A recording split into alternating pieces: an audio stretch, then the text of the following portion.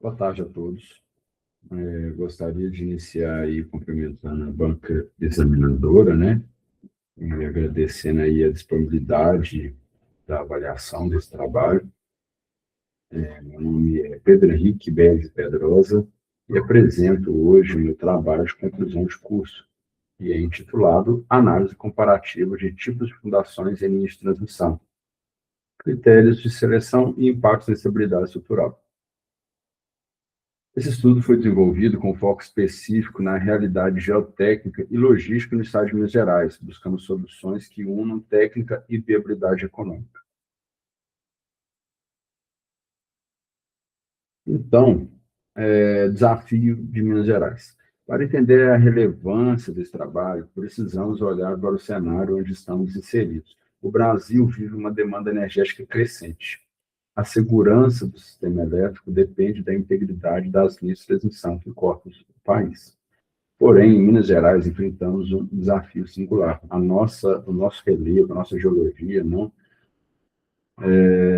estamos trabalhando em uma planície uniforme, em um mesmo traçado de linha. Encontramos variabilidade extrema.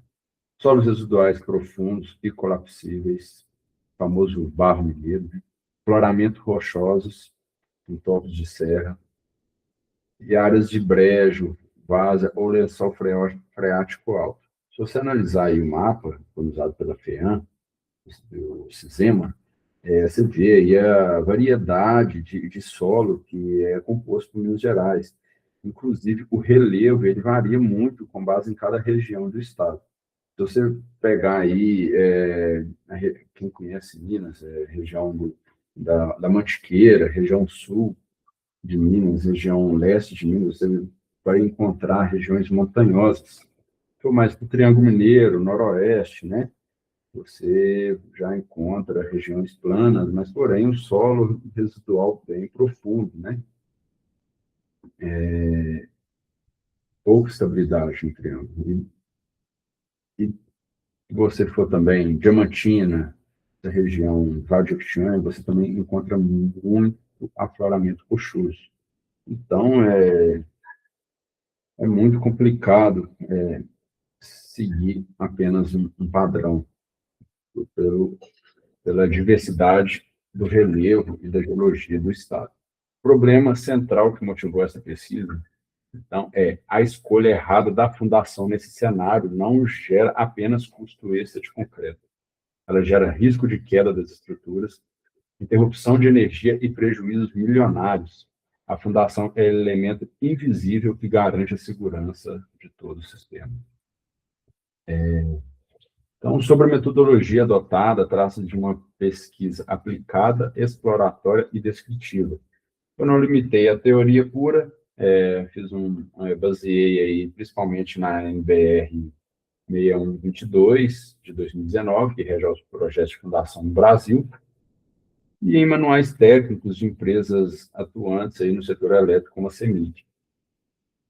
O objetivo foi criar uma matriz comparativa cruzando três pilares fundamentais para a tomada de decisão, que é a capacidade de carga, né, que é o desempenho técnico, a viabilidade econômica, o custo de implantação, e a logística de execução, acessos em áreas remotas, né? Então, vamos analisar agora as tipologias estudadas. Primeiro, aí, a sapata superficial, né? Começando pelas fundações superficiais, então, apresentada aí a sapata. Essa, historicamente, é a solução preferida quando o solo permite, devido a seu baixo custo inicial e simplicidade, já que muitas das vezes dispensa equipamentos pesados. Como ela funciona? Ela transmite carga para as camadas superficiais do solo através de sua base alargada. Porém, levanta pontos críticos sobre a sua execução do trabalho. É obrigatório o uso de concreto magro para evitar a contaminação da armadura com o solo. O posicionamento dos estubos precisa ser milimétrico. Se o estubo ficar torto durante a concretagem, gera o que chamamos de esforços parasitas, né, na montagem da torre, comprometendo a estrutura metálica. Onde está o risco?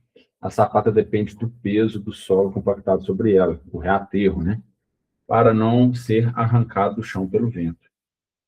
Se esse reater for mal executado por sofrer erosão com as chuvas, a estabilidade da torre fica seriamente comprometida. Temos aí também as estacas escavadas, que já passamos para, então, a fundação profunda, né? Com a estaca escavada mecanicamente. Essa solução se mostrou extremamente eficiente para os solos residuais profundos, típicos de Minas Gerais. Diferente da sapata, que trabalha na ponta, a estaca trabalha predominantemente pelo atrito lateral. Ela abraça o solo ao longo de 10, 12, 15 metros de profundidade. As vantagens observadas. Ela tem alta resistência contra compressão, contra tração. A execução limpa e rápida com perfuratrizes rotativas sobre o caminhão.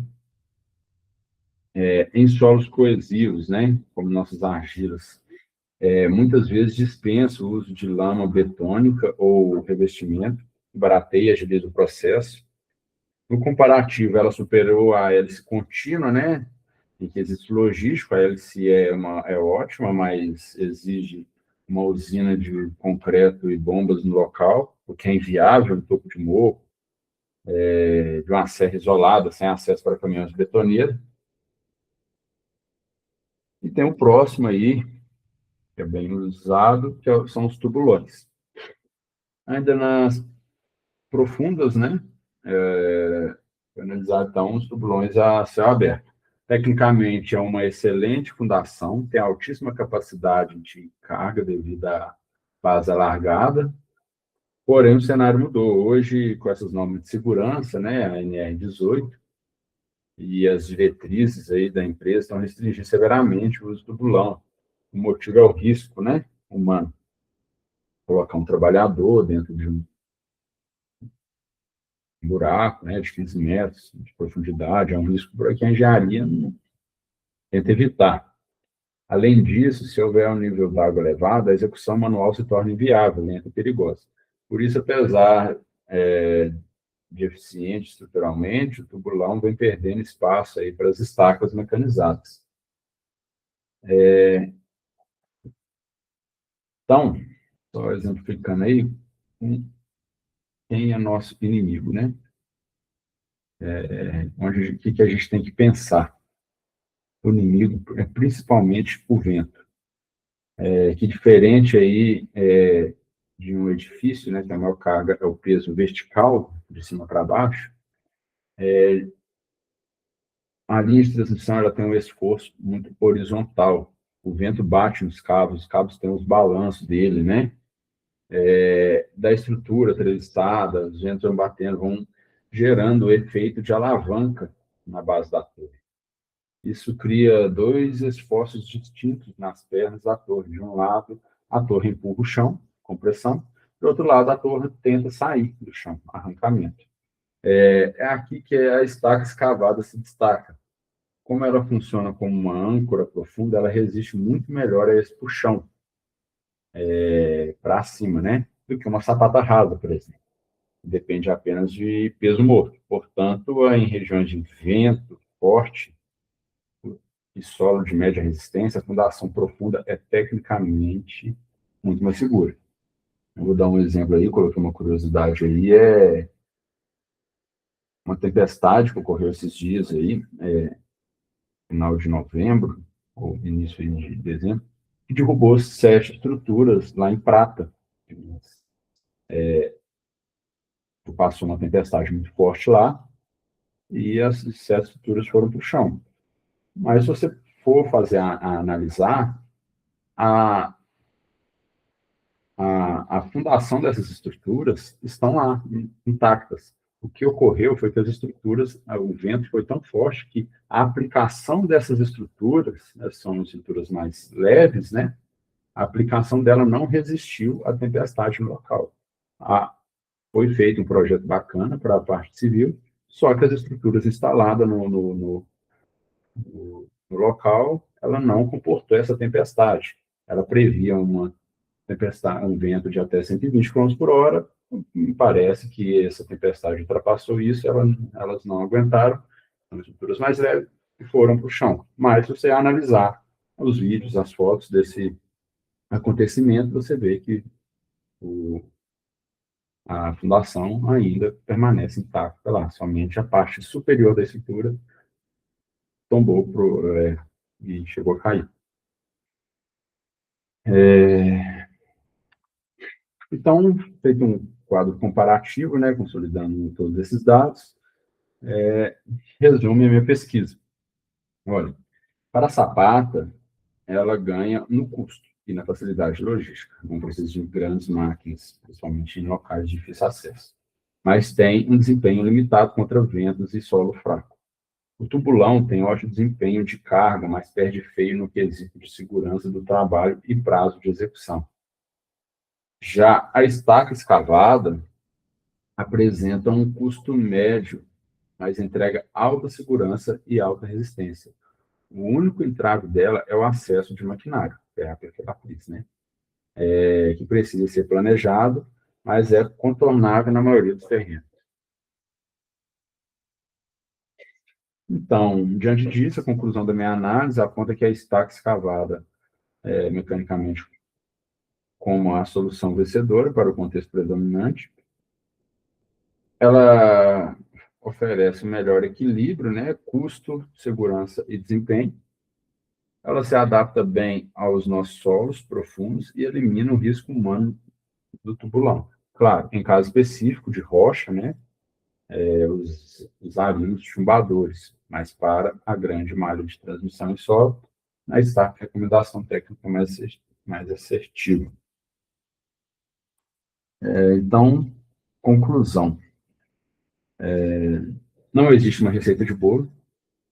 A geologia manda no projeto, o que funcionou no KM10 de uma linha vai mudar, pode mudar, não pode funcionar no KM20. O que funciona para uma estrutura não pode funcionar para outro tipo de estrutura. Varia no peso, tem várias variáveis aí envolvidas. Economizar na sondagem, investigação geotécnica, é o maior erro de um projeto. Sem conhecer o subsolo, qualquer fundação é um chute no escuro. Então, assim, foi conversado com o projeto do CEMIG, e foi feito uma análise, foi visto que é feito sondagem em cada estrutura projetada. Onde foi feita a plotação, onde vai ser feita a locação de uma estrutura, é feita uma sondagem para fazer um projeto de fundação de cada estrutura, isso dando singularidade para cada tipo de estrutura. Tipo de estrutura envolvendo tipo de terreno, se é uma estrutura muito pesada, se é um terreno rochoso, se é um terreno brejoso, isso tudo vai variando e é feito um projeto de fundação para cada tipo. Isso tudo é feito bem singular para cada estrutura. E a segurança global, né? A estabilidade do sistema elétrico nacional começa aqui, na base. Uma fundação bem projetada e executada é a garantia de que teremos energia contínua em nossas casas. Então, agradeço aí a atenção. Foi uma pesquisa mais simplificada, mas essas são aí as minhas referências bibliográficas e estou à disposição da banca para qualquer dúvida. Muito obrigado.